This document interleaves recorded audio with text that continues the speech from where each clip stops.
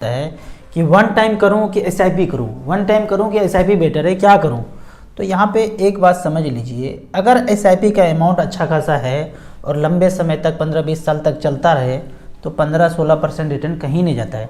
लेकिन बहुत ज़्यादा रिटर्न अच्छा चाहिए तो हर बार यदि आप यहाँ पे बॉटम में हर बार तो नहीं खरीद सकता है, कोई नहीं खरीद सकता है, लेकिन पूरे जर्नी में अगर 5-6 बार भी खरीद पाए ना तो इस एसआईपी के जो 15-16 का एवरेज रिटर्न है उससे आपको ज़्यादा अच्छा रिटर्न मिल जाएगा।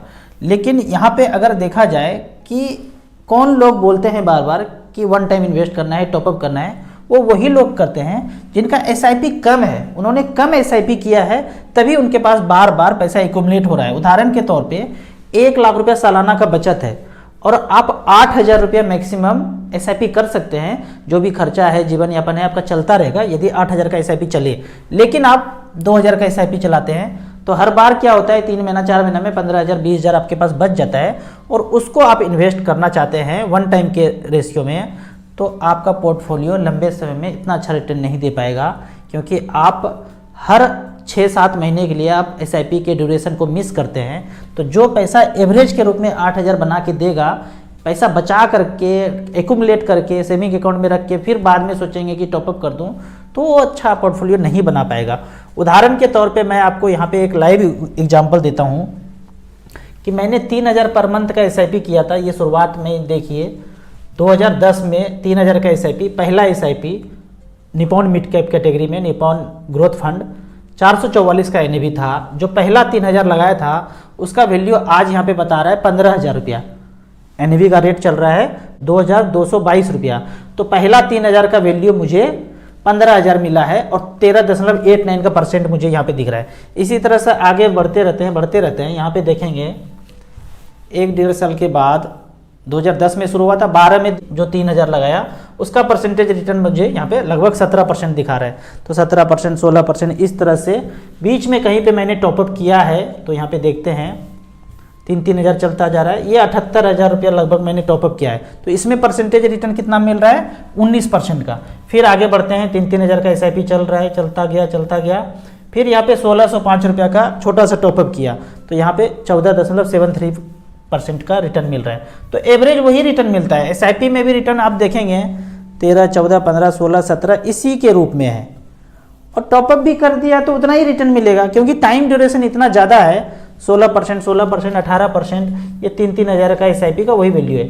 88,000 रुपया एक बार लगा दिया, उसका 20% रिटर्न दिखा रहा है। तो इस तरह से करते करते हमारा जर्नी आगे हुआ। तो यहाँ देखते हैं सबसे लास्ट में 2010 से लेके 2012 तक टोटल 12 साल में मैंने इन्वेस्ट किया है। यहाँ पे देखेंगे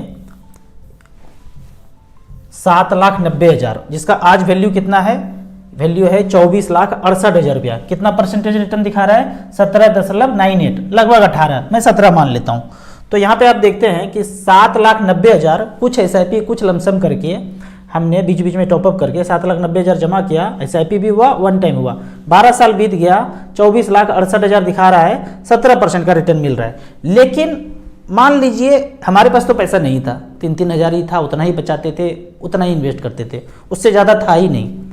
तो अगर कोई व्यक्ति बोले कि नहीं हमारे पास पैसा है तो ठीक है, मैं है वन टाइम ही 7,90,000 लगा देता। जो मैं 12 साल में लगाया वो 7,90,000 आपने एक बार ही लगा देता।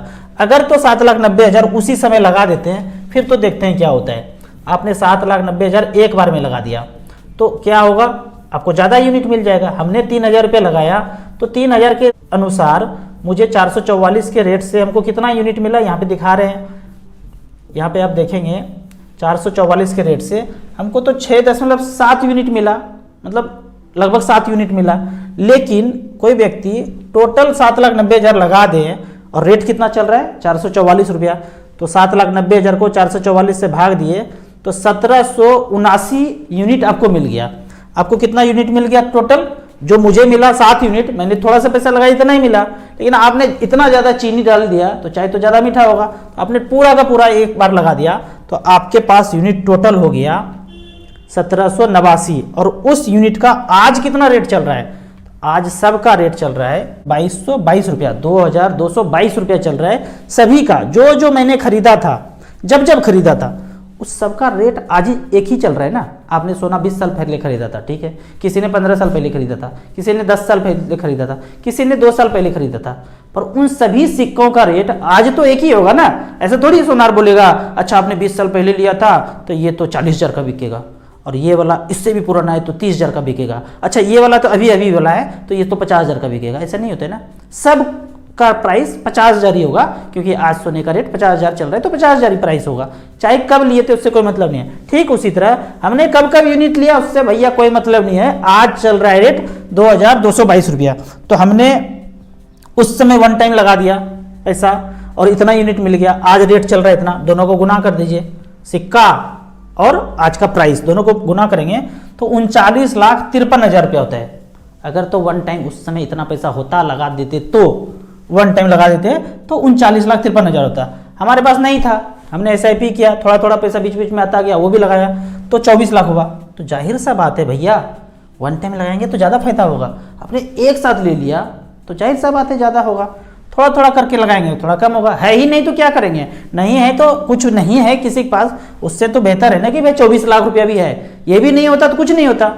तो इस तरह से ये कहना कि वन टाइम लगाऊं कि SIP लगाऊं, बेहतर है कि जो भी कैपेसिटी है, मैक्सिमम कैपेसिटी है, उसका SIP करते रहेंगे, बीच बीच में इधर उधर से कहीं से पैसा आ जाए तो टॉपअप करना है। तो इसको आप देखेंगे ना, एक बार इन्वेस्ट कर दिया, बार बार लगातार इन्वेस्ट आपको करना पड़ेगा, तब जाके आप कुछ सोचते हैं फाइनेंशियल फ्रीडम आपको मिल सकता है, वेल्थ क्रिएशन हो सकता है। म्यूचुअल फंड इन्वेस्टमेंट को यदि आप कंपेयर करना चाहते हैं ना, तो घर की जो BBG है ना, उससे एकदम परफेक्ट कम्बिनेशन में आप कंपेयर कर सकते हैं। यहाँ देखेंगे कि कोई व्यक्ति 3-4 लाख का हार एक बार ला के दे देते हैं कि भाई पैसा था ला के दे दिया, चलो घर में सोना भी होना चाहिए, डाइवर्सिफिकेशन होना चाहिए।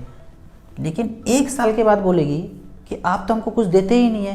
देखिए बगल वाली झुमका है, नथिया है, पायल है, बिछिया है, हर बार कुछ ना कुछ देते रहते हैं, और नहीं पैसा होता है तो रोल गोल का हार ही लेके आ जाते हैं 250 रुपया का, कुछ ना कुछ देते रहते हैं। आप हमको कुछ दिए हैं, वो जो पहले दिया था 1 साल पहले एक बार दिया, कोई याद नहीं रखना है उनको, लेकिन बगल वाली कोई कुछ लेके आ गए तो वही याद रहना है। मेरे साथ भी एक बार ऐसे ही गलती हुआ, एक बार में 5-6 चीज़ खरीद लिया, ठीक है, बाला खरीद लिया दोनों हाथ का, 2 झुमका खरीद लिया, अंगूठी 3 खरीद लिया।